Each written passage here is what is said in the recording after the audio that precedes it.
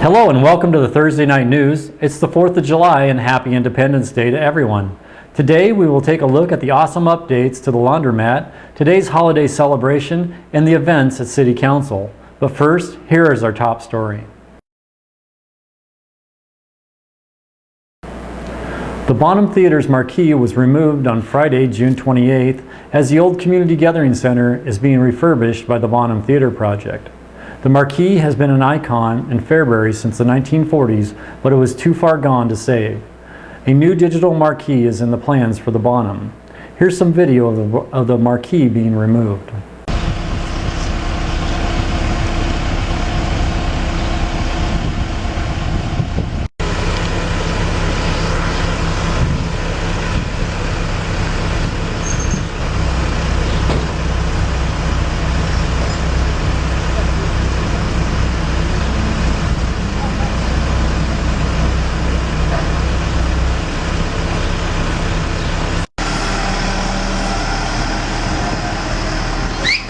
Where's the marquee gonna go? Storage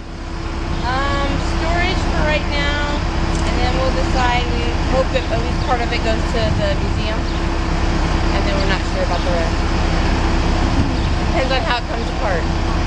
Okay. We're happy it didn't come apart in pieces coming off the building.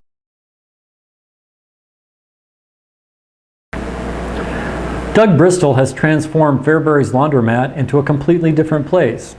He was looking for something to invest in and realized the local laundromat might be just the thing.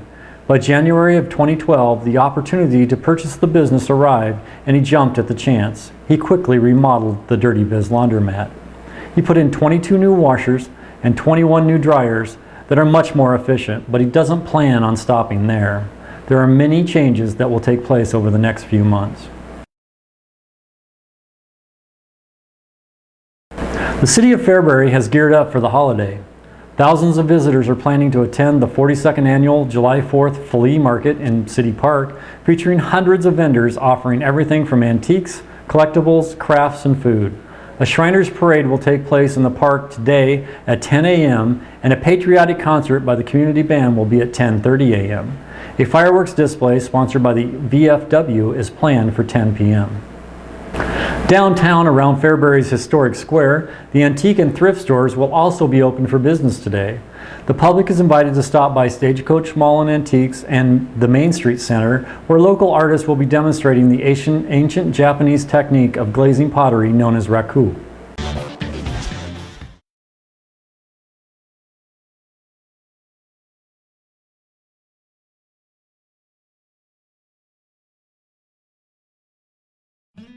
If you feel the need to wash your dirty laundry in public, please come to Dirty Biz Laundry on the corner of 6th and C. We now have larger machines for those big jobs. We're open 7 days a week, 7:30 a.m. to 10 p.m. Coming soon, an additional service that will make your life easier.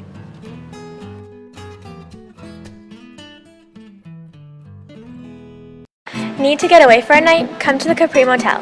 We have 45 rooms, smoking and non-smoking. Many of our rooms are designed for handicap accessibility. All of our rooms are equipped with refrigerators, cable TV, and free Wi-Fi. All major credit cards are accepted.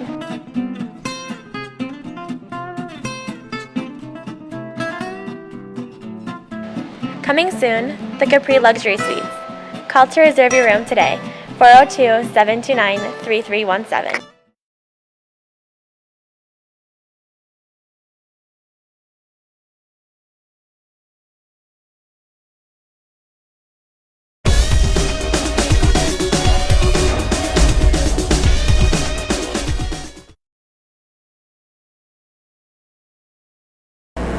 The Fairbury Art Guild has decided to give new life to old pairs of jeans by decorating them and submitting them at the Jefferson County Fair. For 2 months, members of the Fairbury Art Guild have been busy with their projects to go along with the fair theme, Blue Jeans and Summer Dreams. Members have decorated children's jeans as well as adult jeans. Once judged, the jeans will be grouped together and placed on display at the fair.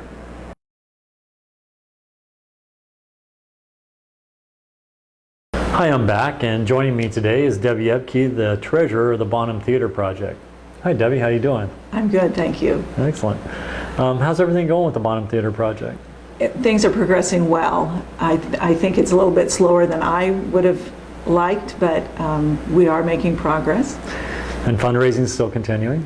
It is still continuing. We're at a little bit of a lull right now, but I think with the action that people are seeing, cleaning up and changes going on, the marquee's down, I think that fundraising will pick up, and we will hopefully in the near future have some architectural drawings which should help get motivation back into. Okay. I noticed today's kind of an exciting day. We're talking on Friday, of course, but the marquee in front of the Bonham came down this morning. It did.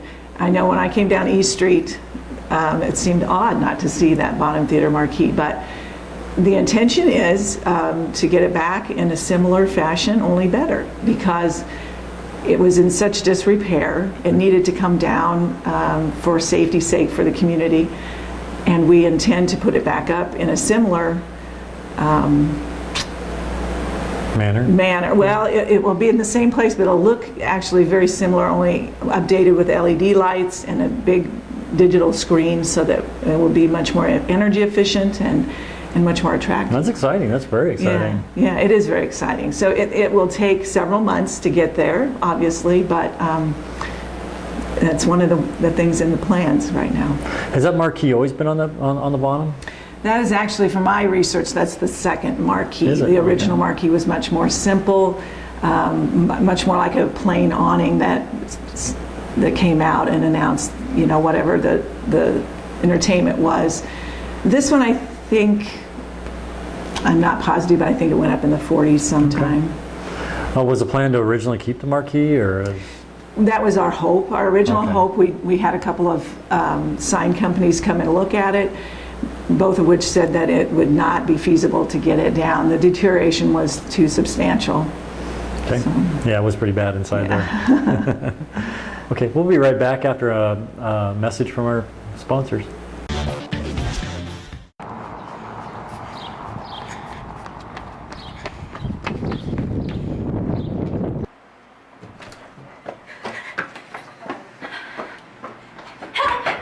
The game is in like 10 minutes. I need my Jeff Spirit wear now.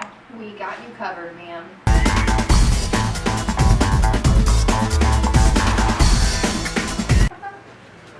Here you go, ma'am. Thank you so much. You're welcome. That was so fast. MSA, we do everything fast. Oh, great. Bye. Bye. Are you tired of your space being wasted by those minimum quantity orders? Make those unneeded prints disappear at McBaddis. At McBaddis, we can print you anywhere from 1 to 100,000 items. This will save you space and keep your money in the bank instead of in the warehouse. McBaddis, we want to be your printer.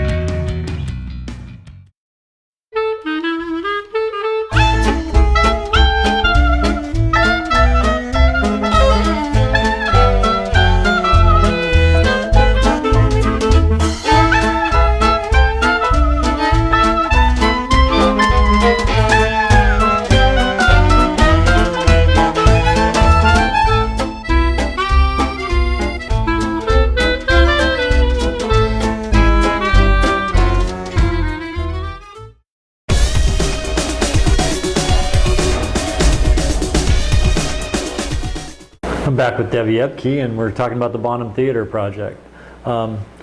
Last week we had a fundraiser at McDonald's. How did that go? I haven't actually heard the results yet, but it went well. I was up in the morning, and there was pretty constant people, through the drive-through and in the lobby and so I haven't had the results yet. Okay. Hopefully we'll have those next week in the paper. Yes. Hopefully. Yeah. But McDonald's donated 10% of their sales that day, right? That's correct. All day long from the opening till the close. So that was a very generous offer. That's fairly substantial, Yes. isn't it? Yes, it is very generous of them. Okay. Is there any big fundraisers coming up? Something around the corner that we don't know about yet? Well, we're planning on another entertainment dance later and there'll be some things coming up with the all-school reunion. Some of the classes are doing some special things. I don't have all the details for all of that, but there will be some things coming up yet this summer. Do you know where your fundraising goals are at? Well, like I said, we've kind of plateaued a little bit right now, and around 120, what was it, or 25? Something like that, yeah. And the goal still at this point, the first goal is the 200,000, but we kind of on hold for just a little bit. Because we still don't know about the digital upgrade. You think you're going to have to pay for the digital upgrade anyway? And we might. That digital upgrade is something that will have to happen. And right. we are looking at grants that maybe would cover some of that. But the upside is that the price of digital keeps coming down. Right. So where it's half of what it was last fall, and so it'll be easier for us to get that equipment in because of the price drop. But that will be something we'll still have to replace. And the digital upgrade is the whole reason that the Bonham probably closed in the first place, right? Yes, I think that the low attendance, and part of that is a variety of things. But they closed because of the threat of having to get the digital equipment, and the maintenance of the building was becoming an issue, obviously, you can see because of the marquee. So I think there was a combination of things happening there. But we are strategizing to bring back the Bonham in a different way. It is a cultural landmark, I think, in Fairbury, because it was built at a time where it was a place to go. It was built to make people feel good. It was built rich, and so you wanted to go in not just to be entertained, but you also felt good because of the opulence and the atmosphere that was in there. So we're trying to balance between opening it up as a movie theater and also offering other types of entertainment and arts, so that we can become a regional destination again for the theater. I think one of the things that's great about our theater is the size of that screen. The main lobby or the main theater screen is big compared to many, many theaters nowadays. And I think that's an asset to us, and we can, play that off of to our advantage. And correct me if I'm wrong, but the committee's planning on putting in a performance stage, right? That's the goal. The goal of the theater is to reshape the theater and bring it back for live entertainment, movies, any type of art or music. With digital projection nowadays, you can bring just about anything in, whether that's a live concert, pops, opera, theater, anything that can be projected eventually will be able to be brought in, and sporting events, all those types of things. So it's going to be a mix. We found from our survey that we just recently completed, it's been about a month ago when it was completed, but we've got the final draft. We don't have the final report, but we have the final draft, and from our survey, the community and the surrounding area will definitely support what our mission is, and that is to have live entertainment and movies and other arts. So it looks really good. That sounds amazing. That sounds like great entertainment. So we all need entertainment. Exactly. And I hope that that people get behind this and continue to support us. Okay. We've got all the seats removed right now, and they're going to start working on the ceiling, or have they started working on the ceiling? Well, the seats are are removed. Most of them are still in the theater, just not in their proper places, yeah. position. And the intent is we need to get the suspended ceiling down. It is deteriorating the original plaster ceiling, and so the suspended ceiling needs to come down to see how much work needs to go into preserving the original ceiling, or if we have to replace it. We don't know yet till we get that suspended ceiling down. So that's the next step that hopefully this summer that we will accomplish, is getting that suspended ceiling down so we can assess what we do next with the ceilings. I know there's a lot of work to do, but it's really exciting to see some work started there. So that's where I am with the project. It's exciting to see. It is exciting, and I think it's become a topic of conversation in a variety of places. And so, taking the marquee down will now give us more things to talk about. What are they going to do next? And so it keeps it out in the forefront. Now, taking down that iconic marquee is going to be a shot in the arm, I hope. Yeah, So, yeah. If somebody wants to help you out with some fundraising, how do they get a hold of you? Well, they can send any amount of money they want to the Bonham Theater Project, P.O. Box 22, Dakin, Nebraska, 68338. Or they can contact me. My phone number is in the Dakin Exchange, so it's 402-446-7436. And any of our board members would be happy to also talk to somebody about how they can contribute. We do have some flyers out that whenever we go and have a booth up, we have some flyers and some information. We will probably have a booth in Julie Katz's building Art here. Center? Let's call it Art Center, Center. right? Yes, that's a good name. We'll have a booth in there this 4th of July where people can pick up some information there too. That will be the next. There's going to be a lot of activity around that place, so that sounds good. Yes, I'm sure there will be. All right. All right. Well, thank you for joining us, and I appreciate your time and your efforts, because I know this is not an easy thing to do, and I appreciate all your hard work. Thank you. Thank you very much. You're welcome.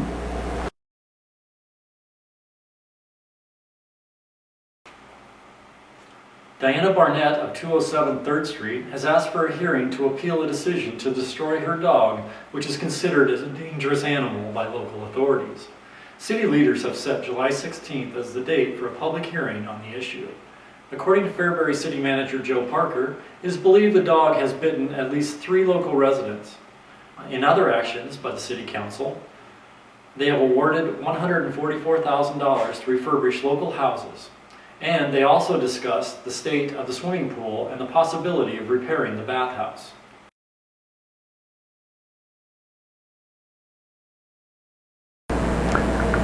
The Fairbury Elks Lodge is teaming up with the Lincoln Elks Lodge to provide area veterans with a ride to the Lincoln Salt Dogs game on Tuesday, July 23rd. They have chartered a bus that is equipped to serve up to 47 people. The group will travel to the Lincoln Lodge for food and then on to the game at 6:30 that night. The trip, tickets, and food are all on the Elks for all veterans. To make reservations, call Kenny Dodge at the Veterans Administration Office at 402-729-6339. The Fairbury Municipal Power Plant was given the spotlight in the national magazine Public Power. It is part of a series that focuses on various power plants throughout the nation. This article shows that the local power plant is efficient and reliable. It shows the important role it plays by providing power to Fairbury and the surrounding area.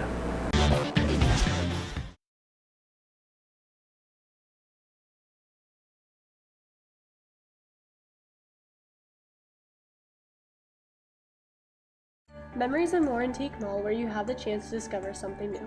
We are sure to provide a broad selection fit for collectors of all types. Our variety of products includes not only antiques, but lawn decor to show off Husker spirit, Jelly Belly jelly beans to cater your sweet tooth, as well as historic pop culture items that serve as rare and unique knickknacks for your home. So on your next visit to the square, stop by our store. Looking for something unique? Be sure to stop by East Street Thrift and the Toggery in downtown Fairbury. We are open 10 a.m. to 6 p.m. every day of the week, and we are located on the east side of the square on the corner of 4th and E. We support local charities and the Adoption Center for Homeless No More Cat Rescue. Looking to adopt a cat? Look no further than the Homeless No More Cat Rescue. We have many cats rescued from the area. Make an appointment today and call us at 729-5183.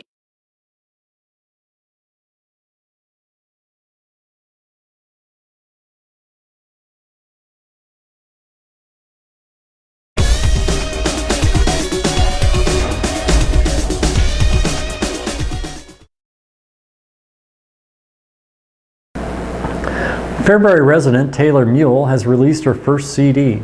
Mule, along with her band, Core 13, has produced their first album of original Christian music. Her album, Beautiful, is for sale on iTunes, and it can also be picked up during the July 4th flea market or from the American National Bank. She has written and co-written many of the songs.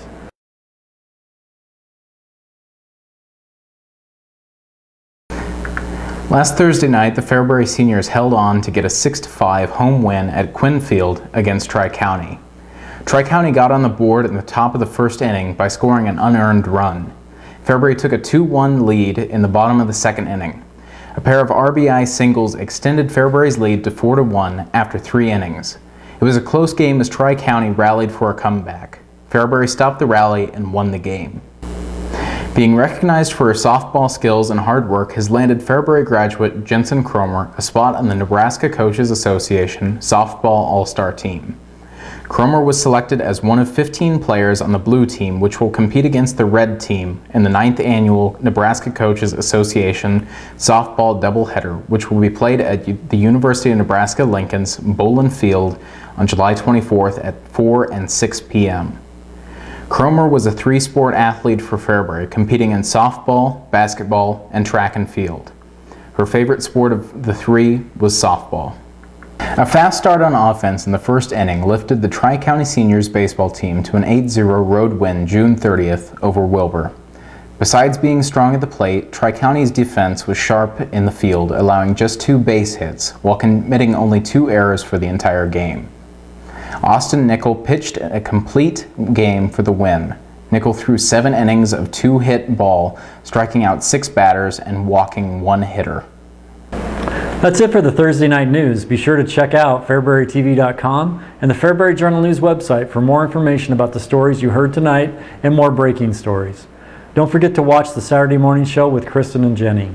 If you see anybody from Fairbury TV at the Jefferson County Fair, go up to them and say the secret phrase, Homer Ward, and they will give you a free FairburyTV.com t-shirt. If you are Mayor Homer Ward, we'll give you a free t-shirt anyway. Have a great night.